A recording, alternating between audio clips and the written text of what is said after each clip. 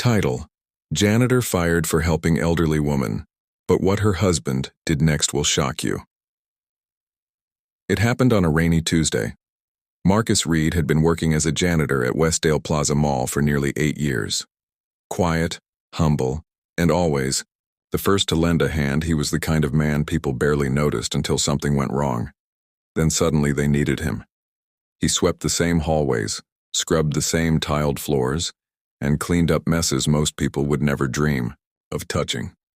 But Marcus never complained, because to him, work was dignity, and he believed that every job, no matter how small, deserved pride.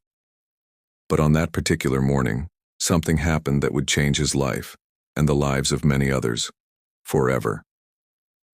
The downpour outside was relentless. Shoppers bustled in and out of the sliding glass doors, shoes squeaking against the floor Marcus had just mopped. And then she came in, slow, hunched, her hands trembling as she tried to steady herself with an old floral cane. Her coat was soaked, her silver hair matted against her forehead. Marcus spotted her the moment she slipped. She didn't fall hard, just a stumble, but the jolt of her body hitting the marble floor echoed louder than any scream. Shoppers walked past, some stealing quick glances, others pretending not to see. The security guard at the far end of the hall didn't budge. But Marcus ran. He dropped his mop and rushed to her side. Gently, he helped her sit up, shielding her with his own jacket. "Ma'am, are you hurt?" he asked softly. She shook her head, dazed. "Just my pride." He smiled. "That can be mopped up too." He stayed with her until the mall nurse arrived. Then he walked her to the nearby food court and bought her a warm tea and dry muffin from the little bakery stall. She didn't have cash on her. She had just come from the hospital, she said, after visiting her husband in ICU. Marcus sat with her for nearly 30 minutes, listening, nodding, holding space for a woman who'd clearly been holding too much alone. And then later that day he was fired. Not for what you'd think, not for mishandling the fall, not for mistreating a guest, but for abandoning post, for leaving his cart unattended, for failing to log the incident with mall management before rendering aid. His supervisor, a sleek, suit-wearing man who never bothered to learn Marcus's last name, handed him a termination form without even looking him in the eye. "We appreciate your years of service." But policy is policy. Can you imagine that? Giving someone your coat, your time, your attention, and getting fired for it? Marcus didn't fight it. He didn't scream or throw things. He simply folded the paper, nodded once, and walked out. The same door the old woman had slipped through. He was home by noon, sitting at his small kitchen table, staring at the form. The rain hadn't let up. It felt like the sky was mourning something too. 3 days passed. No calls. No apology. No reconsideration. Then, on the 4th day, a black SUV pulled up to his building. Marcus watched from the window as a man stepped out, a tall, regal figure in a gray coat. He walked with intent, his polished shoes echoing up the hallway. When Marcus opened the door, the man extended a hand. "My name is Henry Lawson. You helped my wife." Marcus blinked. "Your wife?"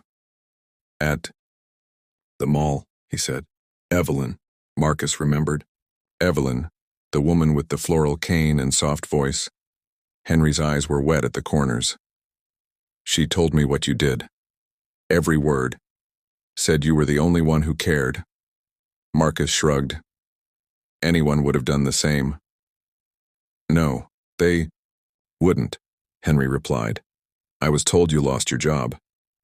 Marcus nodded. Henry reached into his coat pocket and handed Marcus an envelope. Inside, a check. Not just any check, a check for $100,000. Marcus's hands trembled. I can't accept this." Henry placed a firm hand on his shoulder. "You didn't help her to gain anything. That's exactly why you deserve it." And that was just the beginning, because Henry Lawson wasn't just Evelyn's husband, he was the co-founder of one of the largest senior care foundations in the region. A former tech executive turned philanthropist after a stroke left him partially paralyzed 5 years earlier. He understood vulnerability, he understood dignity, and he recognized integrity when he saw it. Within a week, Marcus had a new job, not as a janitor, but as director of facility kindness initiatives at the Lawson Foundation. His role? To train staff in empathy, human-first service, and crisis response. A position built from scratch, inspired by a moment of compassion in a mall hallway. His story went viral after the foundation released a short video featuring Evelyn. She spoke straight to the camera. "I was invisible until one man saw me. He didn't ask who I was. He didn't ask what I had. He just helped. That kind of heart deserves the world." The video racked up millions of views in just days. And the mall that fired him? They issued a public apology. Too late. Marcus's story had already become a symbol of what's broken and how we treat kindness, and of how easy it is to miss the human behind the uniform. But Marcus never gloated. Instead, he started a program that placed emergency kindness kits in public spaces. Blankets, water bottles, first aid tools, and QR codes to connect people in need with volunteers. He called it Evelyn's Box. "I just wanted no one else to feel unseen," he said. And he never forgot where he came from. Even now, every Sunday you'll find him quietly sweeping the sidewalks outside the community shelter downtown, not because he has to, but because, as he says, kindness is something you keep practicing even when nobody's watching. So next time you pass someone in a uniform or anyone who looks like they're not being seen, remember Marcus. And if you ever feel like kindness doesn't matter, like nobody notices or cares, remember Evelyn. One fall, one jacket, one cup of tea, and a chain reaction of humanity that changed lives. Because the truth is, small kindness is never small. It echoes. And maybe, just maybe, that's how we heal the world. If this story touched your heart, let us know in the comments. What act of kindness changed your life? Don't forget to like, subscribe, and tap the bell icon so you never miss another story like this.